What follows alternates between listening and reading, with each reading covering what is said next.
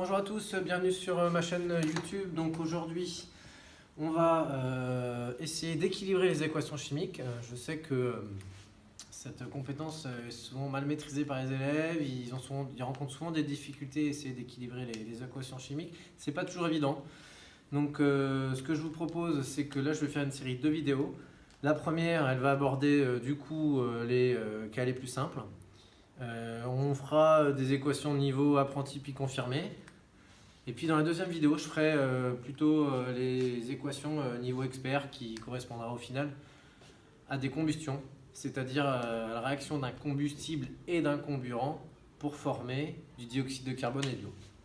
Voilà, donc on va démarrer tout de suite. Commençons par le niveau débutant, la réaction entre le carbone et le dioxygène. Alors, pour commencer, rappelez une loi, une réaction chimique, ce sont des réactifs qui réagissent pour former des produits. Au cours de cette réaction chimique, les molécules changent. Qu'est-ce qui se conserve? Ce qui se conserve, ça va être le nombre d'atomes. Le nombre d'atomes, mais en nombre et en genre. Exemple, au cours de cette réaction chimique, le nombre d'atomes de carbone avant et après la réaction va se conserver. Le nombre d'atomes d'oxygène avant et après la réaction va se conserver. Donc l'objectif ici, pour trouver la bonne équation bilan, la bonne équation chimique, la bonne réaction chimique, ça va être de trouver les coefficients qu'on va mettre devant chacune des molécules ou des atomes. Voilà. Pour faire en sorte que le nombre d'atomes total soit conservé. Concrètement, ici. Alors, avant de compter, on va essayer de construire un tableau. On a un atome, une molécule ici, donc déjà deux espèces, ce qui va nous faire deux colonnes. Parmi les produits, on a une molécule, donc une seule colonne. On a deux types d'atomes, les atomes de carbone et les atomes d'oxygène, ce qui va nous faire deux lignes. On y va, on compte. Commençons par compter les nombres d'atomes de carbone. Ici, on a un atome de carbone, d'accord? Ici, on n'en a pas. Dans la molécule de dioxygène, on n'a pas de carbone. Parmi les produits, on en a une. On voit un atome de carbone avant et après la réaction. Le nombre atomique de carbone ici est bien conservé. Comptabilisons dorénavant le nombre d'atomes d'oxygène. Ici, l'oxygène, il n'y en a pas dans l'atome de carbone. Dans la molécule de dioxygène, il y a deux atomes d'oxygène. Et dans la molécule de dioxyde de carbone, il y a bien deux atomes d'oxygène.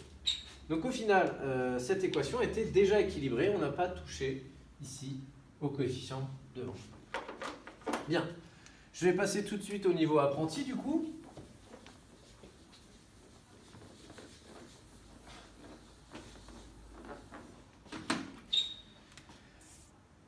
Alors, le phosphore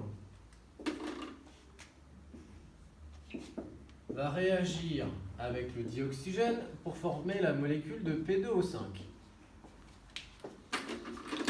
Alors ici, un atome et une molécule, donc deux espèces chimiques avant la réaction, donc on a deux colonnes. Une colonne, parmi les produits, on n'a qu'une molécule. On a des atomes de phosphore et des atomes d'oxygène, ce qui va nous faire deux lignes. Alors, on commence par comptabiliser le nombre d'atomes de phosphore. Ici, on en a un. Là, il n'y en a pas. Et là, il y en a deux. Ici, on voit bien que le nombre d'atomes de phosphore avant et après la réaction n'est pas le même.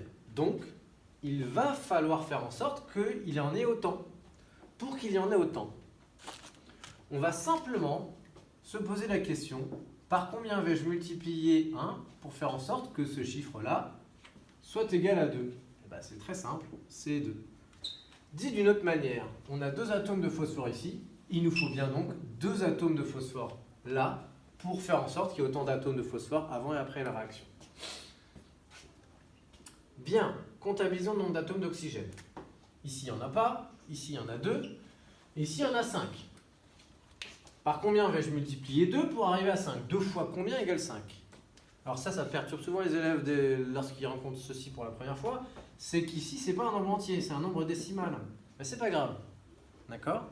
Donc 2,5 fois 2, ça fait bien 5, et on retrouve du coup le même nombre d'atomes d'oxygène que parmi les produits. On n'oublie pas ici de remettre ce chiffre multiplié devant la molécule de dioxygène. Souvent les élèves comptabilisent bien le nombre d'atomes, mais ils oublient de remettre les coefficients devant.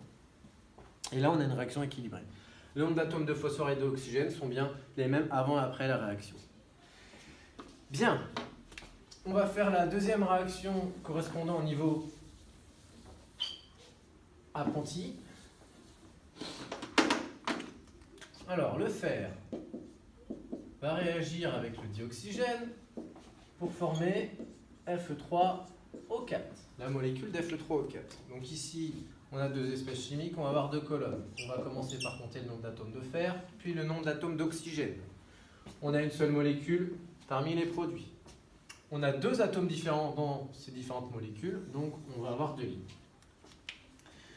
Bien, comptabilisons le nombre d'atomes de fer avant la réaction. Je vous prie de m'excuser. Bien, ici, on n'a pas de chiffre, donc ça veut bien dire qu'on a un atome de fer. Ici, on voit bien qu'on en a 3. Donc, pour avoir 3 atomes de fer parmi les produits, il faut bien qu'on ait 3 atomes de fer parmi les réactifs. Donc, je vais multiplier ici par 3. Et je vais retrouver ici mon 3. Parmi l'oxygène, pour comptabiliser l'oxygène, ici, je n'ai pas d'oxygène, là, j'en ai 2 dans la molécule de dioxygène. Dans la molécule d'Fe3O4, j'en ai 4. Par combien je vais multiplier 2 pour obtenir 4? En fait, je vais avoir besoin de 2 molécules de dioxygène pour pouvoir comptabiliser 4 atomes d'oxygène et avoir ainsi le même nombre d'atomes qu'à la fin. Voilà. Bien, les équations du niveau apprenti sont terminées. On va passer au niveau confirmé.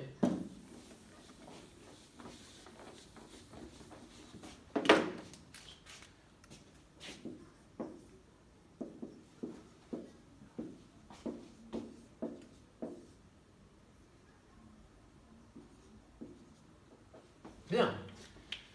Alors, l'aluminium réagit avec le dioxygène pour former la molécule de L2O3. On a deux espèces parmi les produits, on va avoir deux colonnes. Une espèce parmi les produits, on n'a qu'une colonne. Mais on a deux types d'atomes, pardon ici, attention c'est bien l'atome d'oxygène qu'on va comptabiliser, non pas la molécule de dioxygène. On a deux atomes différents, donc on va avoir deux lignes. Ici, on a un seul atome d'aluminium. Là, il n'y en a pas d'aluminium, et ici, il y en a deux. Il me faut donc, pour retrouver bien les deux atomes d'aluminium, multiplier ici par 2. Je retrouve mon 2, encore une fois ici, attention à ne pas l'oublier, devant l'atome d'aluminium. Alors remarque, parfois les élèves, ils vont mettre le 2 après, comme ceci. Attention, ici c'est une molécule constituée de deux atomes d'aluminium. Cette molécule, elle n'existe pas. Donc attention, le 2, on le met bien avant l'atome ou la molécule. Comptabilisons le nombre d'atomes d'oxygène dorénavant. Ici, il n'y en a pas. Ici, dans la molécule de dioxygène, il y en a 2. Et ici, il y en a 3. Par combien vais-je multiplier 2 pour obtenir 3? Encore une fois, ici, on trouve un nombre décimal. 1,5. Bien, voilà. Cette première équation du niveau confirmé est équilibrée. On va passer à la suivante. Alors, pour ce cas-là, maintenant que vous avez globalement compris comment équilibrer, je prie de m'excuser, les équations, bilan. Si vous avez rencontré des difficultés, n'hésitez pas à revenir en arrière, à cliquer sur pause, etc. Ici, je vais montrer qu'en final, il y a plusieurs manières d'équilibrer une réaction. Donc du coup, je vais écrire la réaction deux fois. Bien. Donc ici, je fais mon tableau rapidement. Deux espèces en amont parmi les réactifs. Donc, deux colonnes. Deux atomes, zinc et oxygène, donc deux lignes. Et ici, une molécule parmi les produits. Je fais la même ici. Bien. Alors, allons-y. Comptabilisons tout d'abord le nombre d'atomes de zinc. Ici, il y en a un. S'il n'y en a pas, parmi les produits, il y en a un. C'est conservé. C'est identique. On passe à la suite. L'oxygène, il n'y en a pas. Il y en a deux. Il y en a un. Donc, ici, ce qu'on peut faire, la première possibilité, va être de multiplier 2 par 0,5. Ainsi, en multipliant 0,5 par 2, on obtient le nombre 1 et on aura autant d'atomes d'oxygène avant la réaction et après la réaction. Ce 0,5, on le retrouve devant. La deuxième manière de faire, on comptabilise le nombre d'atomes de zinc. Et pour comptabiliser le nombre d'atomes d'oxygène, on fait pareil. Et c'est là où on peut faire différemment. Au lieu de multiplier par 0,5, on peut se dire, je vais garder mon 2, et c'est ici que je vais modifier. C'est-à-dire que je vais multiplier ici par 2. Alors si je multiplie par 2 mon nombre d'atomes d'oxygène, ici, le 2, je vais le retrouver devant la molécule. Et surtout pas là, puisque la molécule ne sera pas la même. Et donc, en mettant le 2 devant, je modifie également mon nombre d'atomes de zinc. Et donc, je n'ai plus un atome de zinc, mais bien 2. Et donc, je suis aussi obligé de modifier mon nombre d'atomes de zinc parmi les réactifs. Voilà. Alors, vous allez me dire, quelle est la différence entre ces deux équations? Au final, ce sont exactement les mêmes. Pourquoi? Alors, une petite histoire pour essayer de vous faire comprendre pourquoi ce sont les mêmes réactions, équilibrées toutes les deux. Il y a un élève qui vient voir ses copains, il leur dit « Hier, j'ai fait des crêpes, elles étaient trop bonnes, j'ai utilisé une recette, un œuf avec 100 g de farine, et j'ai obtenu une crêpe. » Bon, la recette n'est pas bonne, allez voir plutôt sur les bons sites pour ceci, mais vous allez voir que l'exemple parle bien. Et puis il y a son copain qui lui dit « Mais non, mais moi aussi j'ai fait des crêpes ce week-end, je pense qu'elles étaient largement meilleures que les tiennes, et cette fois-ci j'ai utilisé 2 œufs et 200 g de farine, et j'ai eu 2 crêpes. » Et puis le troisième, il arrive et leur dit « Mais non, mais laissez tomber, c'est moi le meilleur. » Et du coup, j'ai utilisé, vous connaissez la suite, 3 œufs, 300 g de farine, et j'ai obtenu 3 crêpes. Alors encore une fois, la recette ici n'est pas bonne, mais on voit bien qu'ici, c'est exactement la même recette. Ce qui change, ce sont exactement les mêmes proportions à chaque fois. Ce qui change, ça va être la quantité du coup de réactifs et de produits utilisés, et donc la quantité de crêpes obtenues à la fin. Ici, c'est pareil. Ici, on a un atome de zinc qui réagit avec une demi-molécule de dioxygène pour former une molécule de ZNO. Ici, on a 2 atomes de zinc qui réagissent avec une molécule de dioxygène pour former 2 molécules de ZNO. Dit d'une autre manière, on peut passer de là à là en multipliant par 2. Alors, je ne sais pas si vous le voyez, parce qu'ici, vous ne voyez pas les chiffres devant. Et souvent, les élèves se disent, bah là, s'il n'y a pas de chiffre, ça veut dire 0. Non, non, non, non, non. S'il n'y a pas de chiffre, ça veut dire que c'est un 1. Et bah oui, sinon, on ne l'aurait pas mis. Donc, 1 fois 2, bah 2. 0,5 fois 2, bah ça fait bien 1. Et ici, il n'y a pas de chiffre. 1 fois 2, ça nous fait bien 2. Ce sont les mêmes réactions. Alors après, vous choisissez celle que vous voulez. Voilà. Alors, en fait, on pourra souvent faire ça. Bien. Bon, j'espère que vous avez bien compris cet exemple. Je passe à la suite. Encore une fois, si il y a quelque chose que vous n'avez pas trop compris, n'hésitez pas à revenir en arrière.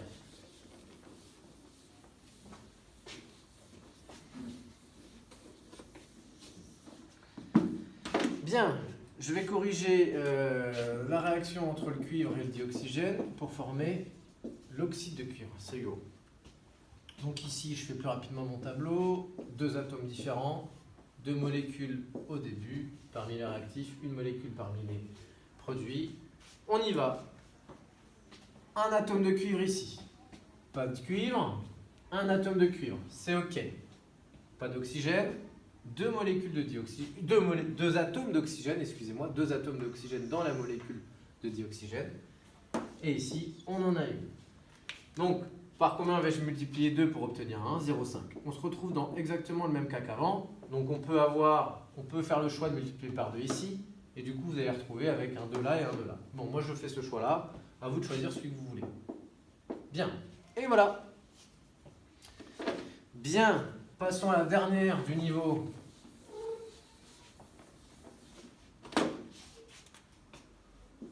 Confirmé. Le cuivre qui réagit toujours avec le dioxygène pour former la molécule Cu2O. Attention, ce n'est pas le même oxyde. Donc, je ne vais pas me répéter mes 2 espèces de colonnes, une espèce, une colonne, 2 atomes différents, 2 lignes. Bien. L'atome de cuivre, ici, il y en a un. Là, il n'y en a pas. Et là, il y en a 2. Je vais donc être obligé de multiplier 2 par 1 pour obtenir le même nombre que là-bas. Et le 2, je le remets là. Pas d'atome d'oxygène. Ici, j'ai 2 atomes d'oxygène dans la molécule de dioxygène. Et ici, j'ai qu'un atome d'oxygène. Je fais le choix de multiplier ici par 0,5. On aura pu ici multiplier là-bas par 2, puis ça aura multiplié tout par 2 après. Bien, et donc du coup, voici la réaction qui est équilibrée. Bien, donc là j'ai fini les équations des niveaux débutants, apprentis et confirmés. Quelques conseils que je vous donnerai, que je te donnerai. Le premier, c'est de bien faire le tableau. Parce que souvent les élèves, ce qu'ils cherchent à faire, c'est de trouver les nombres tout de suite ici, sans faire le tableau, et souvent ils se trompent. Donc n'hésite pas à bien faire ton tableau ici, 2 espèces, 2 colonnes, une espèce, une colonne, et puis ensuite, nombre de lignes correspond au nombre d'atomes différents dans la réaction. Voilà, donc ça c'est le meilleur conseil que je puisse te donner. Et puis voilà, et puis entraîne-toi. Voilà. Donc je te donne rendez-vous dans une autre vidéo si tu as bien compris ces réactions chimiques et le fait de les équilibrer dans la vidéo suivante qui correspond au niveau expert et donc surtout aux réactions de combustion. À bientôt sur la chaîne YouTube.